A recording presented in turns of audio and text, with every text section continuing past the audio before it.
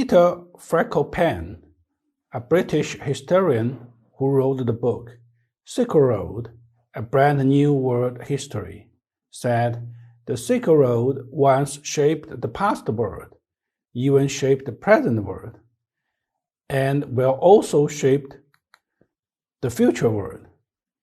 As a road to peace, prosperity, openness, innovation, and civilization, the Belt and Road Initiative will surely be stable and far-reaching and benefit the world. This session, we will talk about the connotation and the focus of the Belt and Road Initiative. Firstly, what are the background and the basic connotation of the Belt and Road Initiative?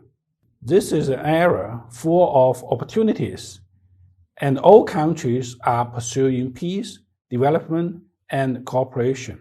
The Belt and Road Initiative, initially proposed by China, aims to welcome countries to actively carry out bilateral, tripartite, regional, and multilateral cooperation, eliminate poverty, create jobs, cope with the impact of the international financial crisis, promote sustainable development, promote the transformation of market-oriented industry, and realize diversified economic development.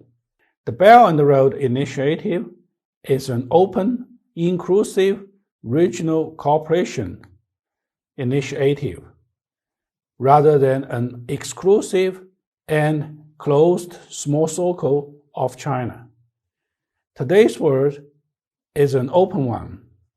Openness brings progress, while closure leads to the backwardness. China believes that only by opening up can we discover opportunity, seize and make good use of them, and actively create opportunities so as to achieve our country's goal. The Belt and Road Initiative is to turn opportunity in the world into opportunity in China, and opportunities in China into opportunities in the world. The Belt and Road Initiative is a platform for pragmatic cooperation, not a geopolitical tool of China. The Silk Road spirit of peaceful cooperation, openness, and tolerance, mutual learning, and mutual benefit, and win-win situation has become a common historical wealth of mankind. And the Belt and Road Initiative is an important initiative of the present era by strengthening all-round and multi-level exchanges and cooperations among relevant countries. The development potential and the comparative advantages of all countries are fully explored and brought into play, and a mutually beneficial and win-win community of regional interests, destiny, and responsibility is formed. The Belt and Road Initiative is a joint development initiative of the joint construction and sharing, rather than China's foreign aid program. The construction of the Belt and Road Initiative is promoted through specific projects on the basis of bilateral or multilateral linkage, and is a development initiative and plan formed after full policy communication, strategic doctrine, and market operation. The Belt and Road Initiative is the doctrine and complementation with the existing mechanisms, not the substitution. Countries involved in the construction of the Belt and Road Initiative have different factors of endowments, obviously difference in comparative advantage, and strong complementary. The Belt and Road Initiative is a bridge to promote people-to-people exchange rather than a leader to trigger the crash of civilization. The Belt and Road Initiative spans different regions, cultures, and religion beliefs, but it does not bring clashes of civilization, but exchanges and mutual learning among civilization. When Xi Jinping proposed the joint construction of the Silk Road economic belt, firstly in Kazakhstan in September 2013, he proposed promoting policy coordination, facilities connectivity, unimpeded trade, financial integration, and people-to-people bonds, which has now become strategic direction and cooperation priorities to promote the construction of the Belt and Road. 5 goals form a unit and none can be omitted. First, the Belt and Road Initiative is a grand economic vision for opening up and cooperation between the countries along the Belt and Road. Each country needs to work together for the same goal of mutual benefit and common security.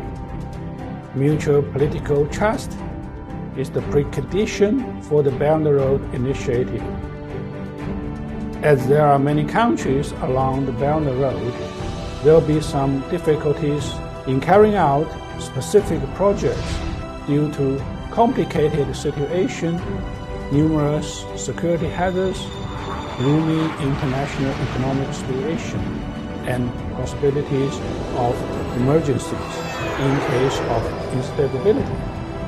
Therefore, in jointly building the Belt and Road, the participating countries need to carry out dialogue and communication on policy, realize mutual political trust, remove misinterpretation and misjudgment, establish sound cooperation mechanisms, and reach the same goal before it's possible to jointly promote the initiative.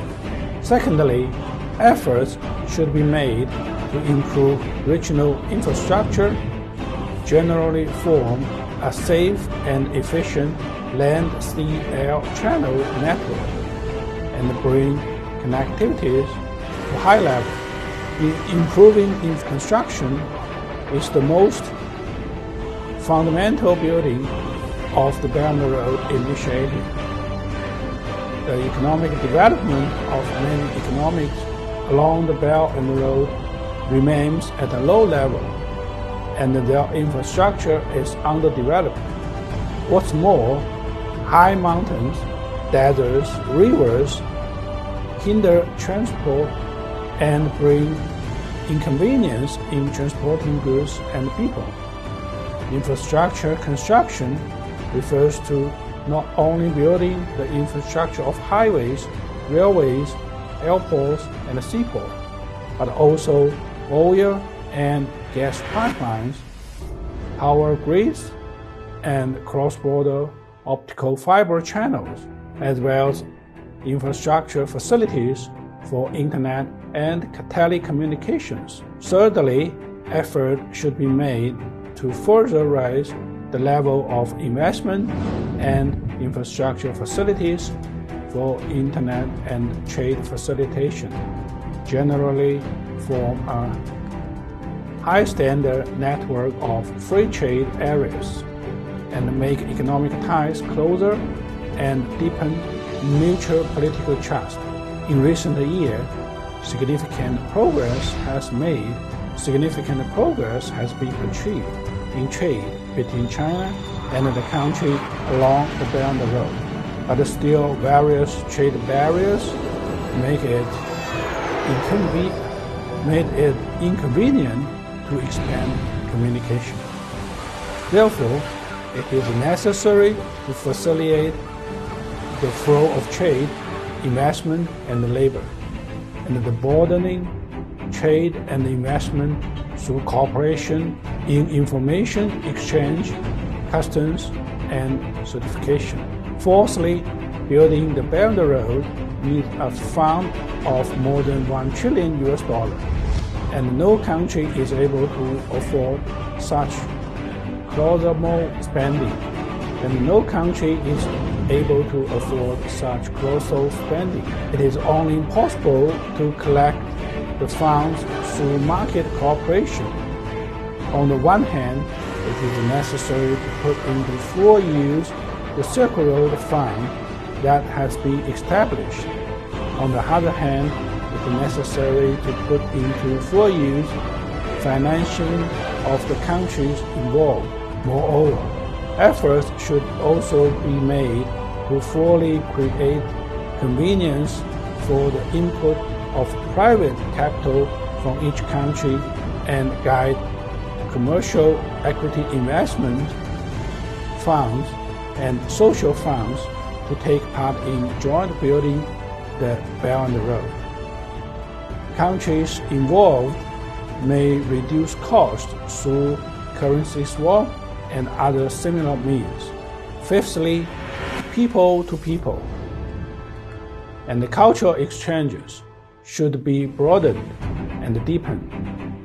Different civilizations should learn from each other for a common prosperity, and the people should understand and get along with each other peacefully. This project of the century involved multiple countries.